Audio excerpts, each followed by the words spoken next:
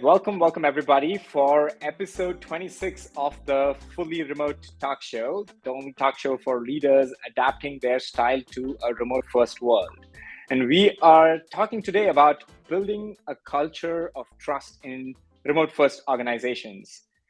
Again, when you talk about the proponents of people who are asking people to come back to normal, they're often citing reasons like, hey, I don't have this kind of connection when I'm not in person, there's water cooler moments, like my career progression. All of these things are sort of talking about like the center of trust. Am I trusting my employees to be able to work in a place that is not right under my nose? And so how do you build a culture of trust? And first of all, how do you even like build a culture? Like what do you do to like define a culture for a remote first organizations? All these are questions on top of a mind of a leader who is trying to adapt their style to a remote first world. And we're going to be talking about that today. And who better to talk about this topic than Rachel? Rachel, welcome to our show. Thank you. Glad to be here. Yeah, so for those of you who don't know Rachel, she is the COO at Voodle right now. She's had a great illustrious career across different startups. And more importantly, she's written like several articles, white papers, and culture documents. The two of them that caught my attention are around like trust at work and also like building culture in remote first organizations. Very relevant to the topic that we have today at hand. And so we are super excited to talk to you today about this, Rachel. Yeah, I'm excited too. It's a good topic. Something I've thought a Great. lot about. Awesome. So I'm going to sort of ask like a more general question about like just walk us through your career journey on like working in like different startups. You would have definitely seen so many different types of cultures. And so walk us through that journey and tell us about like the different cultures that you've seen. Yeah, I mean, my first startup ended up that I was a part of was an ad agency actually here in Seattle that turned into a huge company that was bought by Microsoft at one point and then became part of a large holding company. So I definitely have seen like that whole journey from like a few people to like billion-dollar outcomes. But after that, I had my own startup in the digital health space, and then I've been part of two others, one in the virtual reality space and one in asynchronous short video, which was actually the same team of people.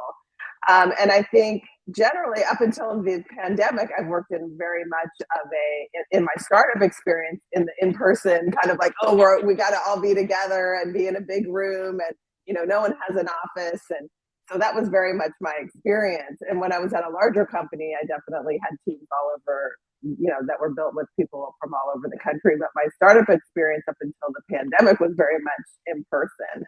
But as you had mentioned in the intro, when we did decide to go fully remote in 2020, it would kind of fell to me to kind of look and figure out like what are the best practices in remote work and what is our culture going to look like, and how do you pull it off when you don't have the luxury of Right. the mission, vision, and values written on the wall and just everybody picking up on the vibe. So yeah, it's been quite a journey, and now I'm kind of like drink the Kool-Aid on remote work.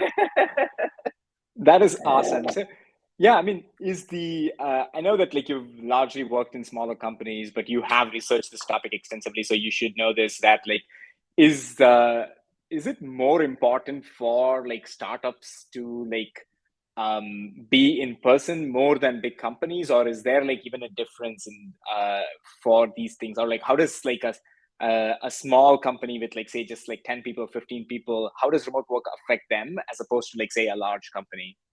Yeah, I mean, I think it's trade-offs. I know everybody wants like a black and white answer of like, oh, if you're this size, you should be in person, and if you're that size, you can be remote or whatever. But I think there are pros and cons to both. Obviously, there's a lot of just like things that come easy when you're all in the same space. But I think startups, small startups that just immediately embrace remote work and were like, oh, we can hire anybody anywhere, really had a head start on some of the larger companies that took a little time to figure that out.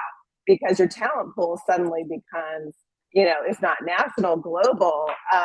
So I think it really depends. Yes, it's harder to kind of build that camaraderie and make sure that there's trust, as the topic for today. But I think it can be looked at as a total advantage where you're on the same plane, kind of evening the playing field essentially in terms of recruiting so, but then there's downsides, and you have to be really deliberate about how you build that culture when, I've certainly met many people that they're like, yeah, I have 10 team members, they live in 10 different states, and we've never all been in the same room yet, Right. just because of everything that's been going on. And that's, there is value in human face-to-face connection as well.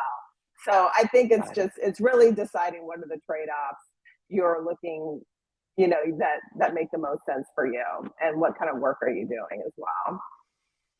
Makes a ton of sense.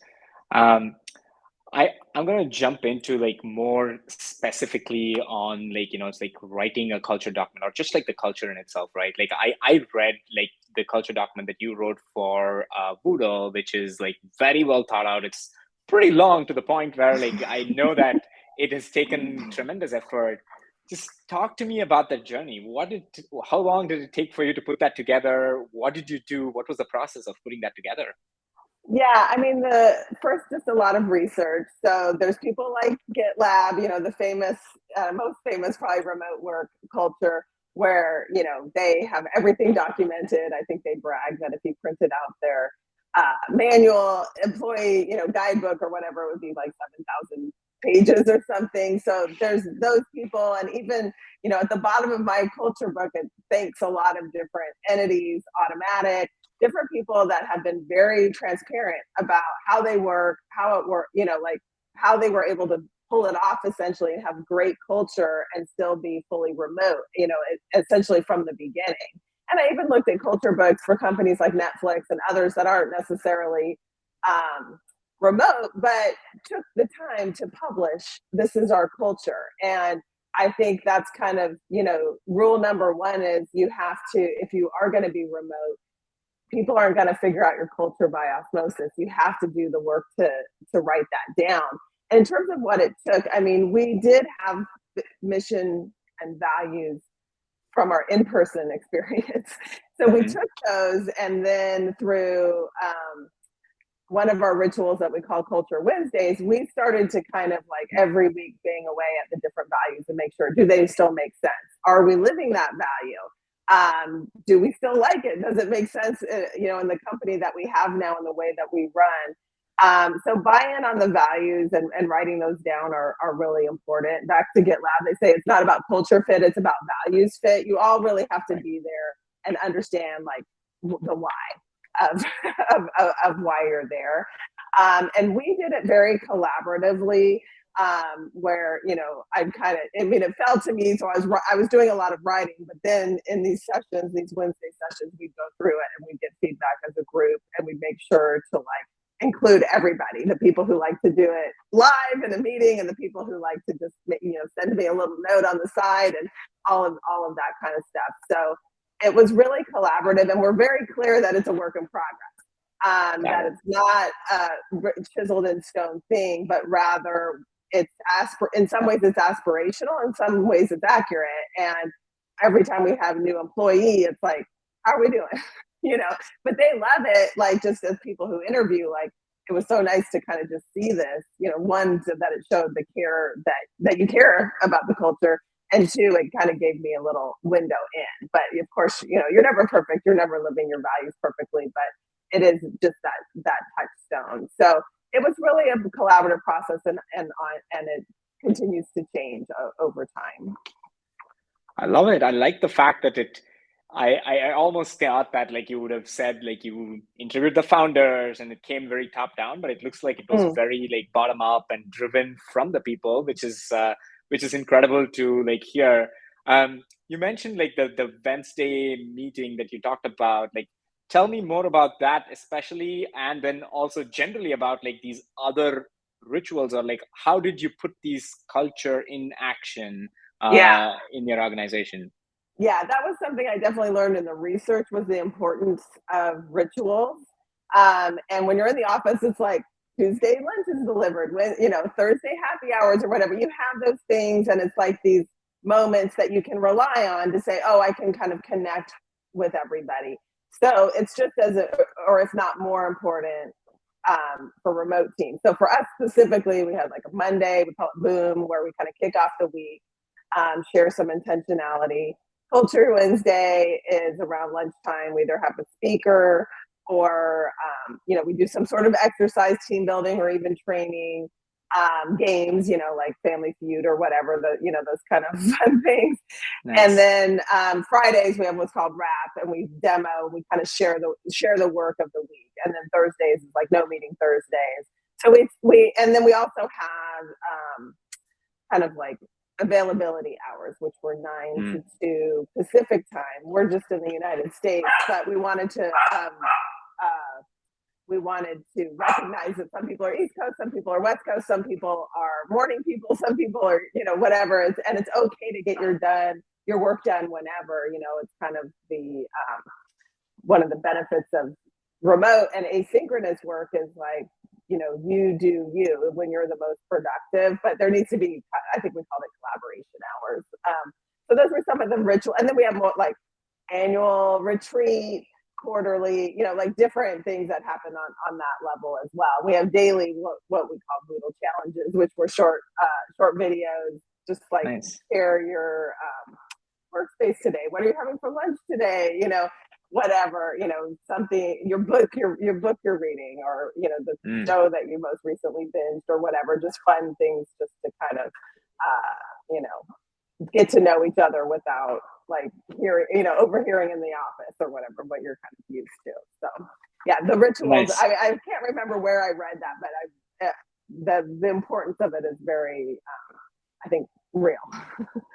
Yeah, I mean, I think it was in like one of the articles that you wrote about building culture in remote and hybrid workplaces, and that's where you had mentioned about rituals. And I feel like I was sort of intrigued about it. Like, yeah, we all have like sort of the basic sprint rituals and like things like that, but like these seem like a lot more driven towards like building that connection and building that sort of like, I mean, like in some sense, like that's what like is the root of trust building as well, right? So so I'll just jump on to like asking about like, it's like trust and psychological safety and everything, right? Like I maybe just like zoom out and ask about like, why should like a remote leader or somebody like, it's like care about trust, and like what is the ROI on trust, if I were to like put it like very crudely, right? Like I think everybody says that like, trust is important, trust is there. So maybe just tell me about that, and also maybe say like, it's like, hey, how would it look if it were, what would a culture look if trust was not there? How would you know that? Like, how would you see trust not working? Yeah. I mean, in that one report that I shared with you about trust at work, there were some stats in there where it's like more than half of CEOs they think that lack of trust in their business is their biggest threat to growth. And there's a quote from Satya Nadella, the CEO of Microsoft, who says, "Care is the new currency." And it's like, that's essentially how we transformed Microsoft from what it was to what it is now, is by being an empathetic leader. And their numbers kind of, I guess, speak for themselves. So I don't know if there's a calculated ROI on trust, but it's really, what I found through my research is that's really at the center. And if that's missing, you really can't, even in an office, you just can become extremely untethered, because you just have no idea why you're doing what you're doing. And so then productivity is going down, and it just kind of snowballs essentially from there. So, and I think there's just been more leaders out there that are kind of recognizing that and showing up authentically, trying to create that psychological safety of like, your voice should be heard. Because I just think it has a direct result on productivity, because you just don't even know. If I say, "Hey, coworker, will you get this done?" and they say yes, if they don't follow through on that and the trust is gone, then it's like, okay, now I'm checking up on them. Now it's just like, it's really kind of a snowball effect. Psychological safety, I mean, it's kind of a buzzword. People are talking about it so much, but and there's this woman, Amy Edmondson, that's done like tons of research on the subject. She's really amazing. But it's, especially I think for diverse groups, that, people of color or women or whatever, like they're really generally not feeling super safe in the workplace. And remote has kind of unlocked a new way to kind of be able to, feel more safe and kind of manage your time and protect yourself. And so it could be actually like, instead of a challenge to overcome with remote work, it might be something remote work is like delivering that people can feel more safe. But it does come from, it really has to come from the leaders modeling it. That's why I like the Microsoft example. I'm from Seattle, and you hear about what's going on at Microsoft, whether you work there or with them or not, and it's like right. that whole company is transformed by just having someone that gets that, how important that is. Totally. Oh yeah, I totally hear what you're saying there. I think you touched upon a very good point about like how like remote work has made this like sense of psychological safety a lot more. I mean, I think it's changed it up. I wouldn't say that it's necessarily like sort of affected it in one way or the other, but it's definitely changing it, right? Like so, right. how is, I mean, like how is this affecting? Like, it's like maybe just like tell more about like, it's like why is remote like affecting this more? Is it just like the fact that like now nobody's seeing your work or nobody's like noticing that you're like doing the work? Is that what is causing this, or is it generally like, yeah? I think it's more like when we were setting up this call and I'm like, oh, my dogs might bark. And you're like, that's fine. All those, nobody cares about that stuff anymore. Your kid can run in the room and whatever. I think it comes down to authenticity, that people can more show up as themselves because you just can't help it, because you're like, okay, this is where I'm at. So it might even be more of a COVID thing than like a remote work thing, but just the fact that like what that did to all of us and how we're just like, okay, like people were making TV commercials on their phones, and it's just like people had to figure out a new way to get things done. And so I think that was kind of like the click. And then it's like, okay, I can be me. That one CEO was like a potato for like a whole call, like a weird potato filter. And, it just kind of, I think that formality has changed. And I think that does create the psychological safety in a way, because it's like, everybody's just a lot more human, or can be. And I think it really, you're right. It's not like you automatically get it with remote work by any means, but there's some interesting tools that allow you to kind of engineer everybody to feel like they're heard, versus, the office wasn't like perfect. A lot of people miss the office, but they kind of forget that like, oh yeah, like only certain people spoke in meetings, and like it's pretty, clicky, or like, the introverts never were heard, or, like there's some things that you just don't, or, people of color felt marginalized. Like you didn't really realize that. And then it's like, okay, we're all the same size square in the Zoom, or we're all contributing to this document, asynchronously on our own time, and everybody's the same, So I think that's kind of where it comes, where the opportunity kind of showed itself, versus like it obviously wasn't a magic fix. I'm sure there's lots of organizations that don't have psychological safety. Right. No, I think this is actually like sort of heartening to hear that these are like some of the positive sides, because you're forced to see the humans behind the employee, and in some ways that has actually like contributed to the psychological safety, because you cannot help but like see my background, see my kid running in, see my dog barking. Like, so I think that's definitely like a positive thing about it. I'm also curious to know, like, it's like maybe like, it's like this will come over here when I'm talking about like these micro moments that like you talk about, like, it's like how this actually like builds that. How does someone who is like, say, a leader, how can they build a framework where this happens naturally? Like, it's like, I know that this is sort of something that you can write in the culture, but sometimes the psychological safety happens in these small moments that are not manufactured, but in some sense, like you may have to be intentional about it, engineer it in some ways, right? Like, so what are some like sort of takeaways that like a remote leader can like now go and say, like, I'm going to introduce this and this, and that's going to like maybe increase the chance that these moments are going to happen. What Yeah. would you suggest are like some top three suggestions you have? Yeah, no, we have kind of this idea of micro moments instead of like, oh, okay, the quarterly offsite, those are good and those like fill you up and then you kind of like drain down and then you fill up, but how can you just like keep it full? And Brene Brown has this concept, which is like trust is like marbles in a jar.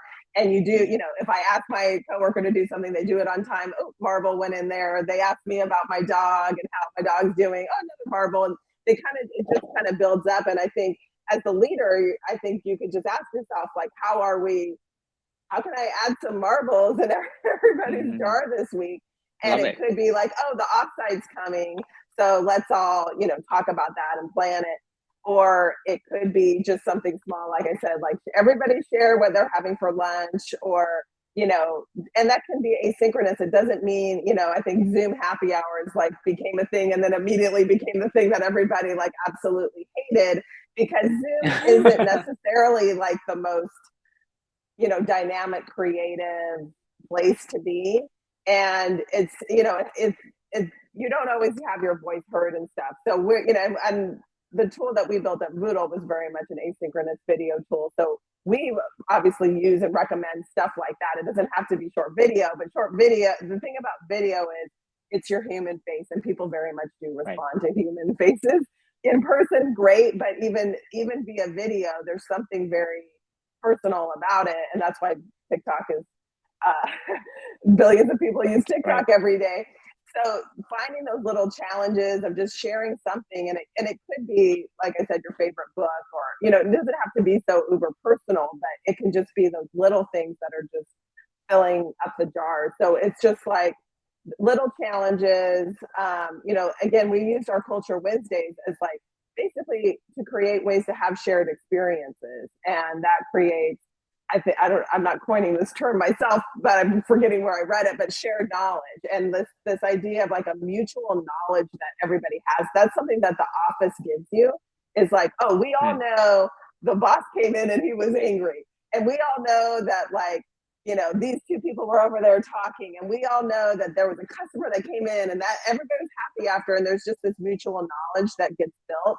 And that doesn't happen when you're all in separate places. So you have to, like you said, be very more intentional about it. Like, how do you share that mutual knowledge? And it could be, through your kind of HQ digital thing on Notion or whatever, but you do have to be more overt about sharing. And we very much, suggest leaders use video to say, hey, this is what I'm excited about. This was a big loss we had, whatever, just being very real and authentic and sharing that, it just opens it up for everybody else to do the same. The other little thing, this is not my idea. I stole it from Darren Murph at GitLab, but he was saying like, instead of a happy hour, Zoom happy hour, if you've already decided like all 50 people on your team are going to be on Zoom for an hour, why not put them out into their communities for an hour, wearing your company logo and work at the food bank or go to the library and help out or just do different things and snap a picture. And then all of a sudden it's like your culture is actually being built by your team, but it's not what we used to think, which was like, it has to be in this like office together. It's actually like by having these things and then coming back, well, what did you do? Well, I did this. And, let me show you my picture and whatever. And it's like, that might be the future of work where we're much more engaged in our communities because we're able to work from home and, and then that's what we're bringing to our work culture is actually what's happening here, what I'm into. I go to a lot of soccer games because my kids play soccer. It's like, that's what I bring back to the organization versus like, oh, we all drank beer together, so it just might be a different thing. So that, I mean, again, I'm stealing from all the pros here. No, this is awesome. I like the first one that you talked about, like sort of being intentional, like crafting those moments. And then the second idea that you had around like sort of you've now gone away from the office, but now you have an opportunity to bring your community into the office space, which is like, and that changes like a whole, like now your work is so eclectic and so mixed and colorful. And that's That's an Yeah. awesome way of thinking about it. I've never thought about that. I think that's a great tip. Anything else? I want to see if you have more, or if you have if you've heard other things from other people also. That's all cool. But these tips are really great. Yeah, I mean, I think it is more about, specific to your own culture, but you do want to, I'll just say, like, engineer these shared experiences. And that's what and it could be a shared experience. It doesn't mean you're all doing it together. It could be like the volunteering idea, but Right. it's like, it's just these like common things I think it really depends on your own culture, what makes sense. I mean, I think volunteering is super fun. And we also do like the game, there's a lot of fun vendors out there that do game shows and that kind of stuff with Right. you. And like, they're good at like making it, breaking you out and making it engaging and all that kind of Right. stuff. And so I think it's just a different, mixing it up is what we've found. I like it. Yeah, those kind of traditional like gaming kind of activities are also like pretty good. I actually like. I mean, one of the things that you mentioned about like sort of the share your book Wednesday or like share your lunch Tuesdays kind of rituals along with something Mm-hmm. fun. It seems like pretty good. I'm almost like intrigued to go now and say like, let's do like share your lunch Fridays and like post like pictures of lunch or something. I think that's all like cool Yeah. rituals that build culture as well. Mm-hmm. Awesome. We're like sort of almost running out of time over here. So I want to just jump into like this last topic around meeting culture, especially it's like you come from a world where it's like you were doing like asynchronous video communication, and like that's kind of a part of your culture as well. So Mm-hmm. tell me more about like what you have learned about this. Where does like synchronous meetings have a place, and where obviously there are trade-offs in each of these things, but like where do you see there is like more reason to do synchronous meetings as opposed to like asynchronous and vice versa? Yeah. I mean, so we call asynchronous short video ASV, and then we call real time communication RTC. And the thought is like real time communication is obviously important. Like, this would be very hard for us to do.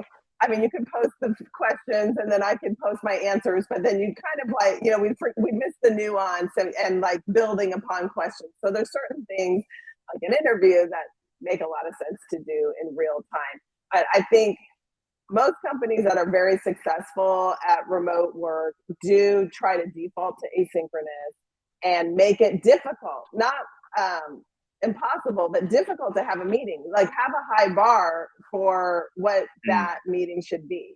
Is there an agenda? Why are we doing it? And also having like pre-work. So a lot of stuff that mm, we do is like, okay, this is what we're going to be especially like a brainstorm, because Zoom is like not a great yeah, brainstorm thing. But if you right. can brainstorm on your own, and like Slack has this thing, I think they call it brain writing, because Slack is kind of Hmm. about typing. And then of course we would say, oh, do it with video, but it doesn't really matter what tool you Of use. course. But like prompting people with the thought, or like Amazon has their meeting memos, and you have to read the memo before you have the meeting, and it has to be like a certain Right. structure, and it's multi-page, and you sit down and you read it, and then you have the meeting. And like, that concept can be executed in all different ways depending on what your culture is, but the idea is do the pre-work so that when Mm, you're having that, it's expensive.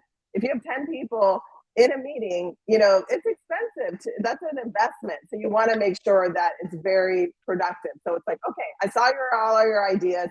I read your memo or whatever it was. Here's my thoughts. Okay, let's kind of get into it. So I think that, and then, so to me, it's like, it's for that kind of thing. It's definitely like our culture Wednesdays are usually live Zooms, because it's building those shared experiences and like things that we've done together. Oh, we all heard that speaker and she was mm, amazing, and we asked her these questions, and like now we can all refer back. Oh, remember when that speaker said this? It's like it creates that relationship. And so I think it's like meetings and Zooms and in person like events and all that. None of that should be demonized. It's all wonderful. It's just like making sure that it's deliberate. I think I wrote one thing yeah. that it was like, the office is the new offsite. It's like you get your work done at home, and you go to the office, and that's when you're like doing offsite type activities, which is like, oh, let's all get around the whiteboard and let's all eat together and let's all really communicate and hang. And while you're not in the office, that's really where the work gets done. I think it's just kind of challenging yourself to flip those ideas make a lot of sense. But I would say there's not a single remote company that I think I've ever talked to that doesn't say we try to default to asynchronous and then make it difficult. I'll say to have a real time meeting. Like everybody says like why, like what's the point of a stand up? Why do we do that? You know, it was actually built to be like, get all the engineers to the office by 9. That's like it's like, you know, there's a lot of other ways to like share what you're working on that day that are much more efficient. But the stand up was like, you guys all here? You know, that was kind of the purpose. And so like, what are we really trying to achieve? And then what's the right tool for the job? I love it. I think there's so many good points that you brought up over here about like in essence like saying that like making meetings difficult is to say that like, you know, it's like set the bar really high. It's a big responsibility to bring so many people together. It's not just expensive, but it's like you know, like like running a bad meeting is like affects everybody's morale, everybody's everything. So like be very deliberate about it, and when you're there, like bring the purpose. And I like another point that you made is that like we don't have to like traditionally think about like let's all meet and then figure out like what we're going to do, but like just sort of break down your meeting flow into like, hey, what can be done as a pre-work, and just so that you reserve the meeting space for only the most important things that has to be done synchronously. And I love that part. This is great. And I think like you had that article about like brainstorming asynchronously and then like how that's also like inclusive. Tell me a little bit more about that before, like, you know, it's like I want to wind down, but I love that point. So I wanted to hear from you on that. Yeah, no, I mean, I did kind of like just take a look at brainstorming, and I used to be in the ad business, so obviously, like getting in a room and like writing on a whiteboard was like my life essentially. But it's like you realize like that really caters to a certain type of personality who's like, I can think on my feet. And I love that. I love to just be like, what is it? Okay, let's go. So I you know, like I love those kind of sessions, but there's a lot of people that feel very like, you know, like don't even want to really even go. And if they do, they don't really say much. So our thought around asynchronous brainstorming is, you know, putting out that prompt and giving people to, you know, the time to respond, you know, if it's just like product ideas or, you know, whatever it might be in their own time. You know, a lot of us have our best ideas when we're out on walks or, you know, taking a shower or whatever. Like the brain works in certain ways where just sitting in a room with a whiteboard is not typically where you're going to have your best ideas. I mean, my joke was like, that's literally thinking inside the box because you're in the little conference room. So how do you get those out of the box ideas? So, and it's inclusive, and it doesn't, oh, you weren't in that day, you missed it, or oh, you're shy, or oh, you had time off, or whatever. It's like everybody really can be included. And if it's done, you know, with video or writing it down or whatever it is, everybody has access to it. And that was another thing I wanted to add about meetings is one of the ways to be smart about meetings is make sure the right people are there, like only the people who really need to. But sometimes people really want to be at the meeting because they're like, well, I want to know what's going on, even though it's like not relevant. FOMO. So creating a habit of summarizing meetings, again, you could do that written or with video, where people know like, okay, I'm not in the meeting, but I know I'm going to see the quick video that summarizes it or whatever. That's another little trust, like little easy trust builder to like, so people don't feel, like you said, FOMO, like, oh, if I'm not in the meeting, I'm not important, or I'm going to miss something or whatever. It's like, try to kind of share that out. And I think that's really important in a remote work scenario more than anything. So, yeah. No, I think that's a good point that you added about like the output of a meeting need not be like just like, you know, a meeting need not be ephemeral. Like something has to like come out of it, and that can be either in a video or like sort of text, but like that can be captured. And also like sort of the main question around brainstorming, I like it. I think like the fact that like there are different personalities and like being inclusive of like different personalities and like how they would come up with that is not just, it's not just about like making them feel like, it also like taps into like the best ideas. So it's sort of a win-win over there. And that's interesting. I've never I'm also in the camp of like where I've jumped into like whiteboards and like scribble on it, and that's what like the sort of the idea of brainstorming. Like if I had to like take a stock image, that's what I would have thought of. But like I mean, I think when Yeah. we are all like when we are rethinking this, let's just do it the right way as well. Yeah, makes a ton of sense. This is awesome. I mean, we ran out of time. I don't know like how like 40 minutes ran over here, but like this has been a fantastic conversation. I want to again thank you for coming here on the show. Anything else that you want to add about the topic that we discussed today, or any of about the platform as well? Just would love to hear it from you. Yeah, no, I really appreciate the conversation. I think it's, the conversation around remote work is evolving, and like I mentioned earlier, people really want these like black and white, like should we be hybrid or should we be remote or should we be this? And there's one quote in one of those papers about from the guy who wrote Atomic Habits, which is, we don't rise to the level of our goals, we fall to the level of our systems. And so we keep saying, you and I, through this whole conversation, intentional, deliberate. And I think that's just, I guess that would be my last piece of advice is like, you have to do the work to like, write down your culture, figure out your plans, be very clear about it.